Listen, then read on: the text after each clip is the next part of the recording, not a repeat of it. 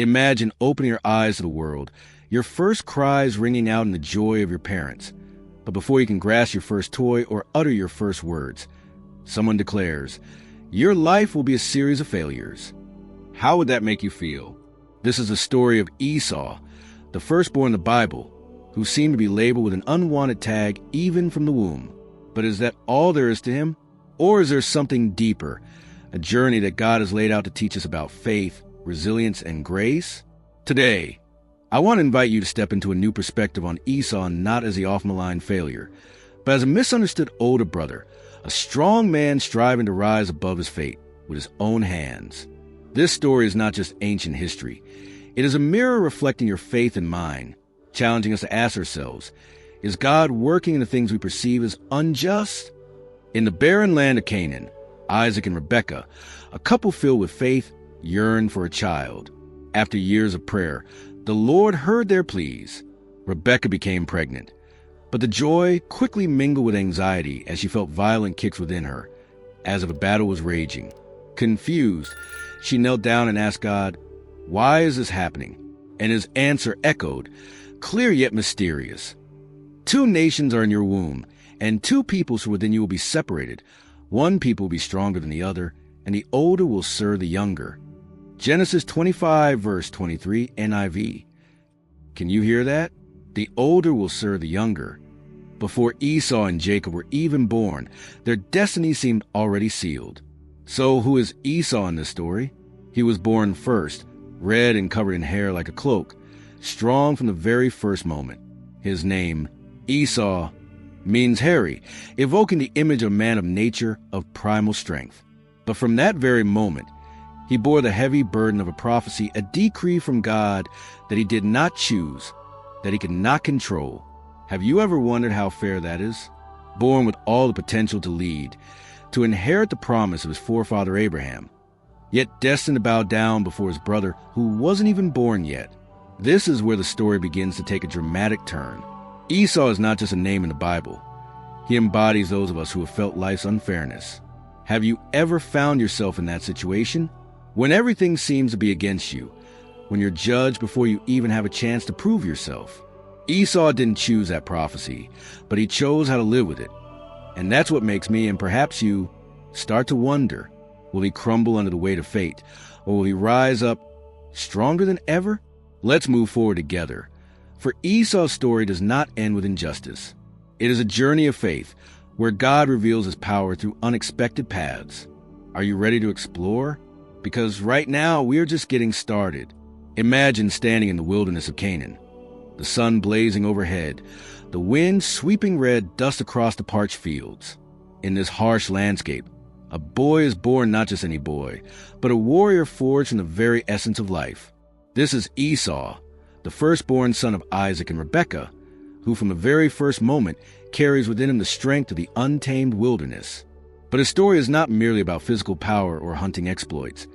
It is about a free spirit bound by a prophecy he never asked for. Now, I want to take you into the world of Esau, where strength and injustice intertwine, where faith is tested from the very beginning.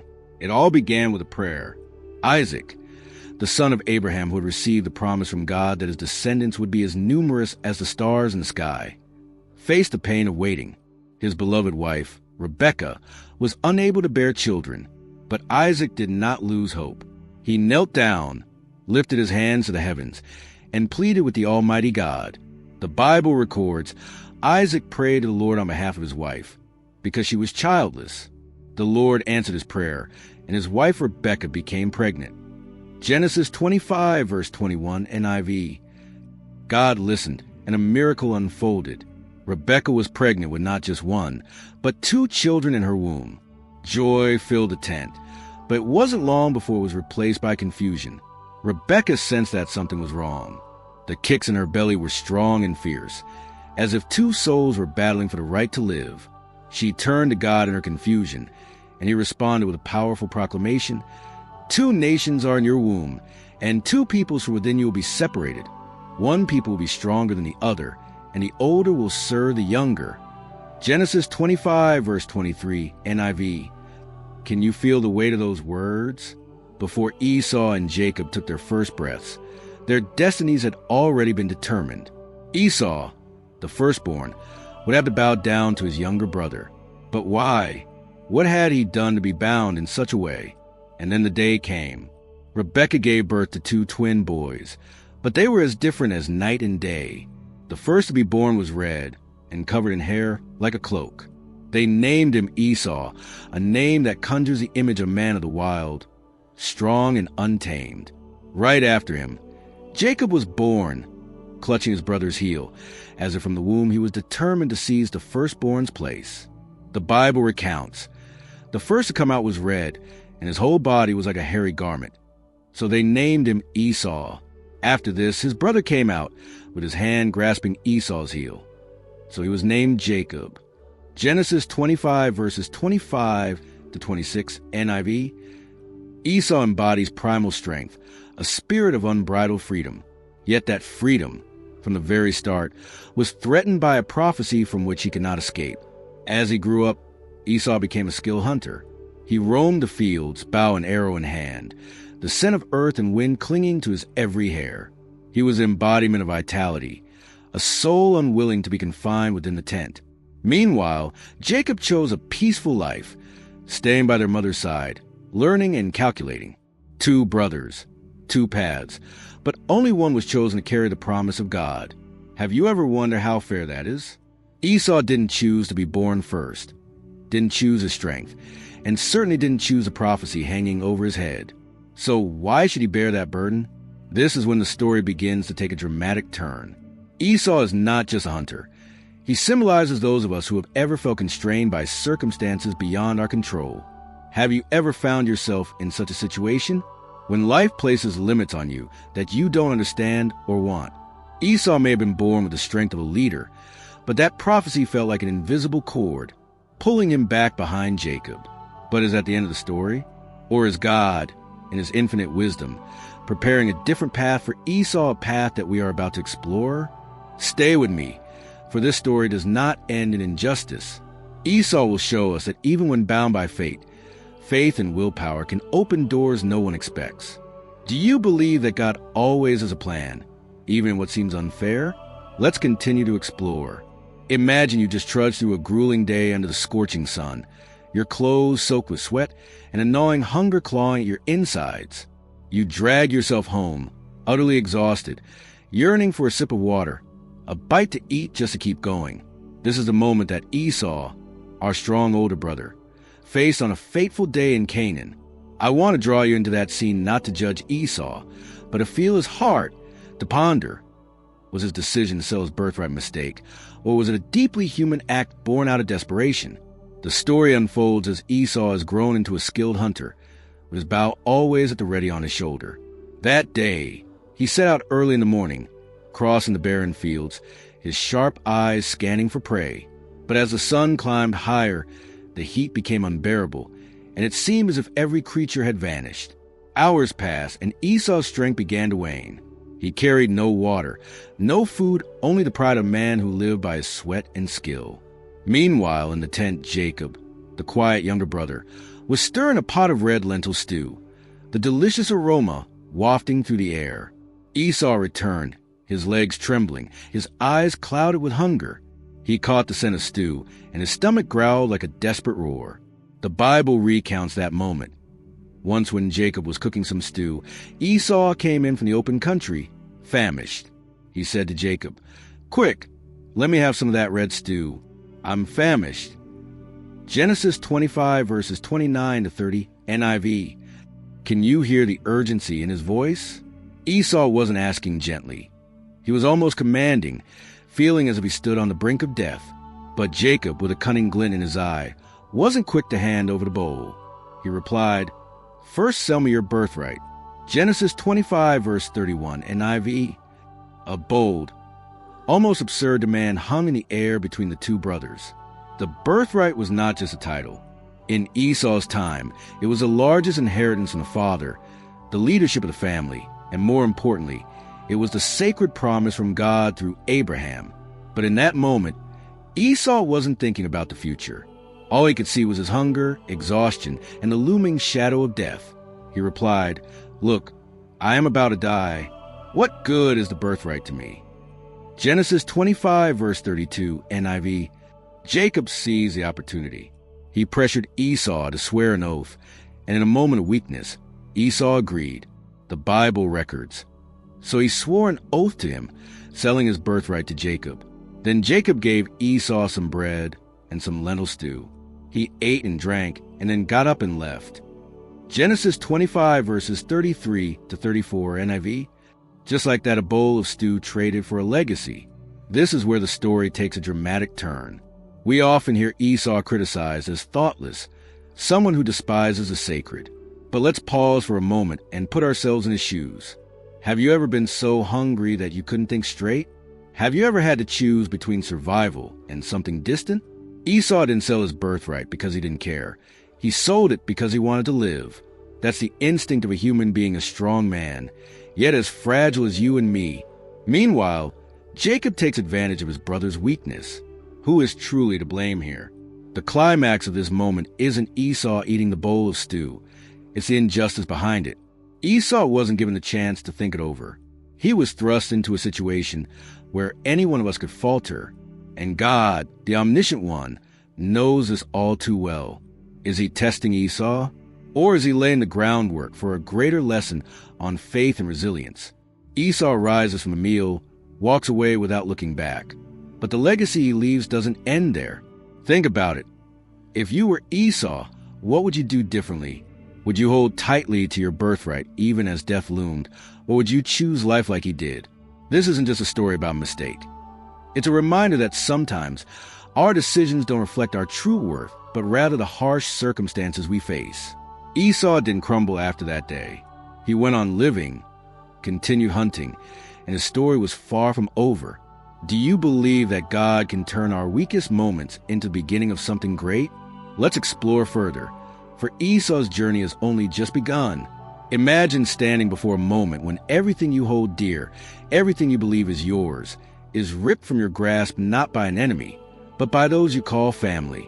It was a fateful day in Esau's life, the day when the blessing from his father, Isaac, that rightfully belonged to him, fell into the hands of Jacob, his twin brother, who had quietly woven a bold scheme.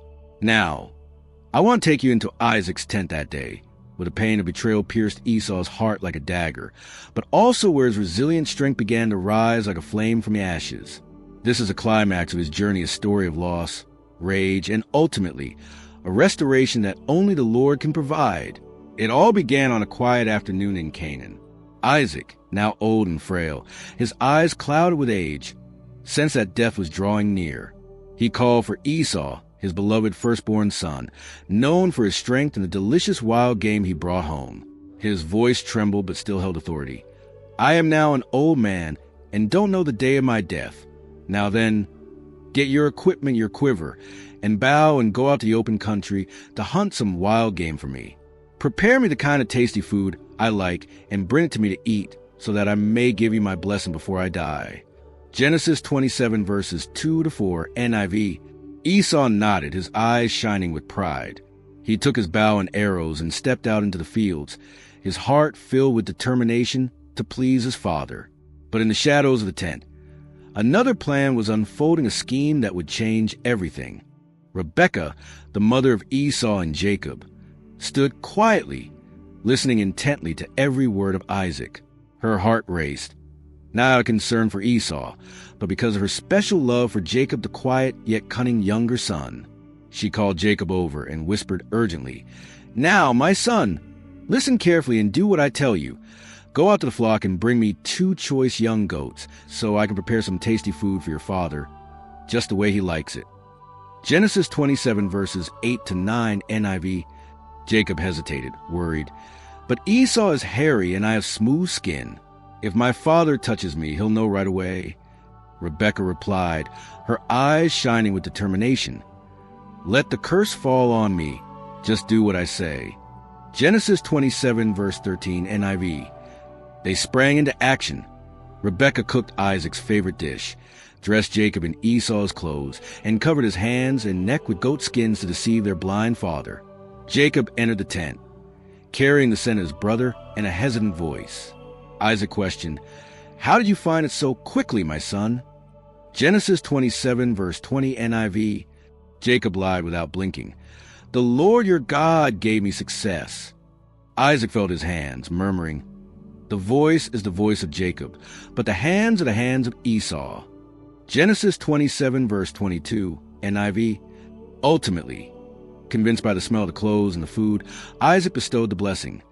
May God give you heaven's dew and earth's richness and abundance of grain and new wine. May nations serve you and peoples bow down to you. Be Lord over your brothers, and may the sons of your mother bow down to you. Genesis 27, verses 28 to 29 NIV. Jacob left in silence, carrying away the blessing that rightfully belonged to Esau, leaving behind an unexpected void. And then Esau returned, sweaty and holding fresh game. He entered the tent with a proud smile. Father, get up and eat the meat I've hunted, so that you may bless me, he called out loudly, his voice echoing. But Isaac trembled, his face pale. Who are you? Genesis 27, verse 32 NIV. Esau replied, I am Esau, your firstborn. In that moment, the truth exploded like a fierce storm. Isaac exclaimed, his voice breaking, your brother came deceitfully and took your blessing. Genesis 27, verse 35 NIV. Esau stood frozen, as if struck by lightning. Then he cried out, his wailing tearing to the air. Bless me too, my father. Genesis 27, verse 34 NIV. It was not just a cry of loss for a blessing. It was a cry of someone betrayed by their own family. Can you feel it? How deep is that pain when your dearest loved one turns their back on you? Isaac, though he loved his son, could not take back the words he had spoken. All he could offer Esau was a bitter blessing. Your dwelling will be away from the earth's richness, away from the dew of heaven above. You will live by the sword, and you will serve your brother. But when you grow restless, you will throw his yoke from off your neck. Genesis 27, verses 39 to 40 NIV. Esau left the tent, his heart shattered, anger blazing like an unquenchable fire. He swore to himself, the days of mourning for my father are near. Then I will kill my brother Jacob. Genesis 27, verse 41 NIV. This was a climax of the drama. Esau not only lost a blessing, but also his faith in family. Yet, the story does not end in that darkness. Have you ever been betrayed like Esau? How does it feel when someone you love most takes away your most precious possession? Esau could have crumbled, letting anger consume him. But he didn't. He left Canaan, carrying his pain and resentment, and journeyed to the land of Seir. There, he built a family, created a new life, and became the patriarch of the Edomites, a powerful nation that no one could underestimate. He didn't let his loss define him. He rose up stronger than ever, a living testament that God is still at work even in the deepest wounds. If you believe that God can turn the most painful tears into strength to rise up like Esau, leave an amen in the comment to honor his love and power. For even in loss, he is still writing a victorious story for you. This story speaks to your faith and mine. When life seems unfair, when everything crumbles before your eyes, do you believe that God is still holding everything together? Esau lost his birthright, lost his blessing, but he did not lose hope. He teaches us that resilience is not about never falling, but about getting back up every time we fall, drawing strength from the Almighty. Are you ready to move forward with him? For Esau's journey is still ahead, and what is to come will leave you in awe of his love and wisdom. After that fateful day, when Esau left Isaac's tent with shattered heart and the vow to kill Jacob echoing in his mind, the land of Canaan seemed too small for both brothers. Esau, the once proud hunter, carried the pain of betrayal and the unquenchable anger from Jacob's deceit, the brother who had stolen the blessing that rightfully belonged to him. He distanced himself from his family, heading to Seir, where he married, had children, and built a new life from the ashes of loss. But Esau's story doesn't end in bitterness or resentment. Today, with 10 years of delving into the Word of God, I want to take you to another day, the day Esau and Jacob reunited after so many years apart. This is not a tale of revenge, but one of forgiveness, a powerful climax that reveals Esau's true strength lies not in his bow and arrows, but in his generous heart. Many years had passed since Esau stood in his father's tent, crying out in anguish over the lost blessing. Jacob, after deceiving his father and brother, had fled to Haran, living under protection of his uncle Laban. There he married, had children, and amassed great wealth. But the past continued to haunt him. One day, God spoke to Jacob, "Go back to the land of your fathers and to your relatives, and I will be with you." Genesis 31 verse 3, NIV. Jacob obeyed, taking his wives, children, and livestock, and began the journey back to Canaan, where he knew Esau was waiting. Jacob's heart raced with fear. He vividly remembered Esau's vow, "The days of mourning for my father are near, then I will kill my brother Jacob." Genesis 27 verse 41, NIV. Anxious, he sent messengers to scout ahead, and the news that returned chilled him to the bone. Esau was coming to meet him with 400 men. Jacob feared that his end had come. Imagine the scene. Jacob stands by the banks of the Jabbok River, the sun setting in a fiery blaze over the skies of Canaan. He divides his family and possessions into two groups, hoping that if Esau attacks, at least part of them will survive. That night, he kneels down, praying to God in desperation. "Save me, I pray, from the hand of my brother Esau, for I am afraid he will come and attack me, and also the mothers with their children." Genesis 32 verse 11, NIV.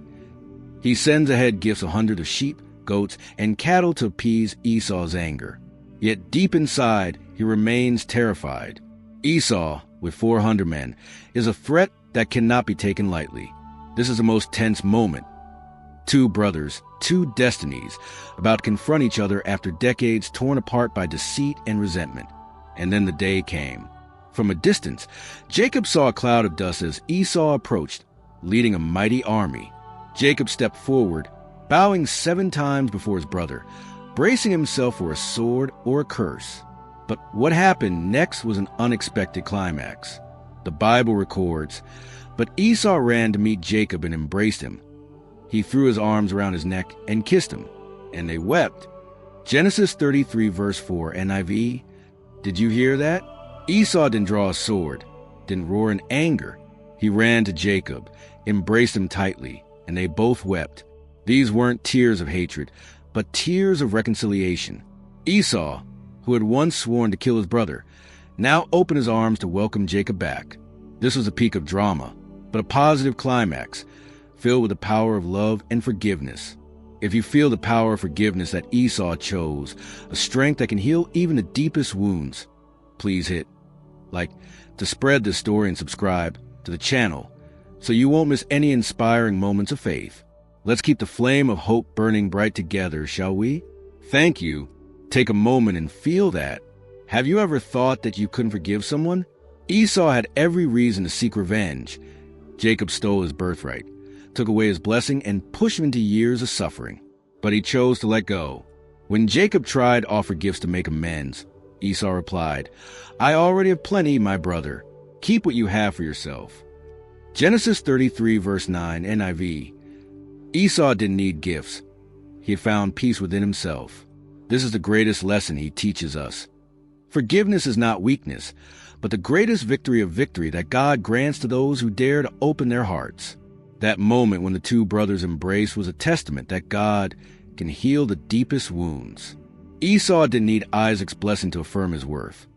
He had grown through suffering, becoming a man who was strong not just in body, but in spirit as well.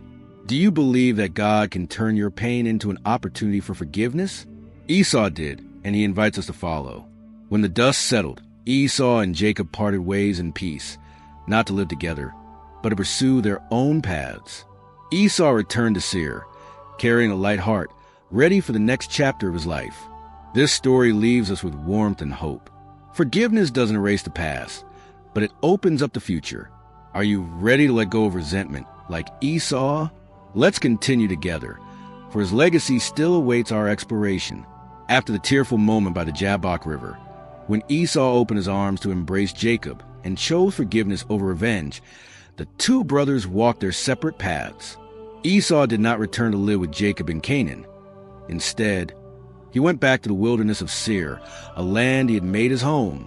This reunion was not just a reconciliation between two hearts, but also a closing chapter on Esau's years of turmoil, opening a new chapter in his life.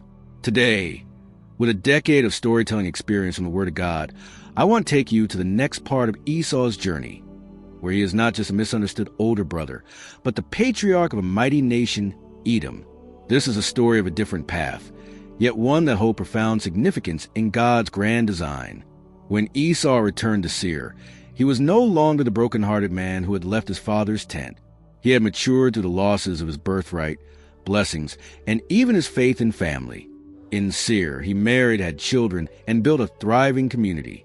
The Bible records the growth of his lineage. Esau took his wives from the women of Canaan, Adah daughter of Elon the Hittite, and Oholibamah daughter of Anna, and granddaughter of Zibeon the Hivite, also Basemath daughter of Ishmael, and sister of Nebaioth. Genesis 36 verses 2-3 NIV. These marriages were not just personal choices. They reflected Esau's effort to reconnect with Abraham's lineage through Ishmael, while also expanding his influence among other nations. Esau did not live in Jacob's shadow. He created his own light. The lineage of Esau flourished, becoming chiefs, leaders, and ultimately a nation, Edom. The Bible records, "These were the chiefs descended from Esau by name, according to their clans and regions: Timnah, Alva, Jetheth, Oholibamah, Elah, Pinion, Kenaz, Taman, Mibzar, Magdiel, and Iram." Genesis 36 verses 40-43 NIV. Edom was not just a name on a map. It was a powerful nation, rich in resources, and situated along vital trade routes. Esau, once seen as the underdog, is now the patriarch of a thriving kingdom. Do you see that? Even though he did not carry the promise of Abraham like Jacob did, Esau left behind a legacy that cannot be overlooked. He demonstrated that each person has their own path in God's plan, and not everyone needs to follow the main script to create value. But this story is not just about material success. Esau's legacy carries a deeper significance when viewed within the larger picture of faith. Edom and Israel, two nations born from Esau and Jacob, have frequently clashed over the centuries. Isaac's bitter blessing: "You will live by the sword and you will serve your brother. But when you grow restless, you will throw his yoke from off your neck." Genesis 27 verse 40 NIV has come to pass. Edom was sometimes dominated by Israel, yet other times it rose up fiercely.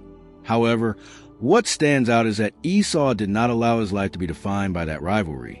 He chose to live, to build, and to leave his own mark, despite the limitations that the prophecy had placed upon him from the womb. Have you ever paused and reflected? Have you ever felt like you don't belong to the chosen lineage? Have you ever thought that your path isn't significant enough because it's different from others? Esau teaches us that God doesn't only work through those who are named in the spotlight. He is proof that even when pushed out of the center, you can still build a meaningful legacy. Edom may not be Israel, but it is still part of God's plan, a testament to the diversity in how he guides his people. When Esau settled in Seir, he didn't just establish a nation. He left behind a timeless message. Your worth isn't defined by what others take from you, but by what you build with your own hands. He didn't need Isaac's blessing to prove his worth. He possessed strength, resilience, and a heart capable of forgiveness, qualities that God used to create something miraculous. Do you believe that God is also writing a unique story for your life, even if it's different from what you expected? As the last rays of sunlight fade over the hills of Seir, Esau stands there, a man who has traversed loss, betrayal, and reconciliation, leaving behind a legacy that echoes through generations. His journey is not over. It lives on in Edom and in the lessons meant for us. Let us step into conclusion, where we will gain a clearer understanding of all these things in the light of faith. As the sun sets over the hills of Seir, Esau stands there, gazing toward the horizon where the kingdom of Edom he has built is growing stronger by the day. From a misunderstood older brother, pushed away from the spotlight of Abraham's promise, he has journeyed through loss, betrayal, and ultimately reconciliation with Jacob by the banks of the Jabbok River. His legacy is not just Edom, a mighty nation, but also the story of resilience and forgiveness, a tale that echoes through the ages to touch the hearts of you and me today. Now, I invite you to sit back, reflect, and find yourself in him, the elder brother who teaches us that faith can blossom even in the most barren of lands. Look back at the journey of Esau, born with a prophecy hanging over his head. The older will serve the younger, Genesis 25, verse 23 NIV. He stepped into life with the strength of a hunter, but soon faced devastating blows. selling his birthright in a moment of hunger, losing the blessing due to Jacob's deceit, and leaving Canaan with a broken heart. But Esau did not let these things be his end. He rose up, went to Seir, built a family, and became the patriarch of Edom, a living testament that loss is not the end, but can be the beginning of something great. The Bible records his prosperity. Esau took his wives and sons and daughters and all the members of his household, as well as his livestock and all his other animals and all the goods he had acquired in Canaan, and moved to a land some distance from his brother Jacob. Genesis 36 verse 6, NIV. Esau didn't need Isaac's blessing to prove his worth. He wrote his own story. And then, the moment of reunion with Jacob when he ran to embrace his brother and wept. But Esau ran to meet Jacob and embraced him. He threw his arms around his neck and kissed him, and they wept. Genesis 33 verse 4, NIV, is the pinnacle of his growth. Esau chose not to seek revenge, even though he had every reason to do so. He chose forgiveness, and in that choice he teaches us a timeless lesson. True strength lies not in power or possessions, but in the ability to let go of resentment and open one's heart to love. Do you see? Esau is not just a betrayed older brother. He is a symbol of resilience in the face of injustice, of tolerance when confronting an enemy, and of faith when everything seems to be against him. Pause for a moment and ask yourself, what have you learned from Esau? When life pushes you into unexpected turns, loss, hurt, or feelings of abandonment, how do you respond? Esau may let his pain consume him, but he chose to rise up, move forward, and build anew. He reminds us that God, in his infinite wisdom, never abandons anyone. Even if you don't find yourself in the spotlight of a grand plan, he still has a path set aside just for you, a path that may look different but is no less meaningful. Do you believe that God is working in the hidden corners of your life, even when you can't see it clearly? As the story comes to a close, Esau leaves us with a sense of peace. He doesn't need to compete with Jacob to prove his worth. He lives his own life with all the strength and generosity that God has bestowed upon him. He teaches us that resilience isn't about never falling, but about rising up every time we do. That tolerance isn't weakness, but the greatest victory of faith. Esau is not just a name in the Bible. He is an invitation for you and me to live with the belief that God always has a plan, even in the darkest of days. What lesson will you take from Esau into your life? Will it be resilience to overcome adversity, or will it be the grace to heal wounds? If you believe that each of us can rise up like Esau, let an amen resonate in your heart and walk in the light of the Lord. His story ends here, but his legacy lives on in Edom, in faith, and in the hearts of those who dare believe in his love and guidance. Thank you for joining me on this journey. May the light of the Lord guide you today and forever. Goodbye, and see you again.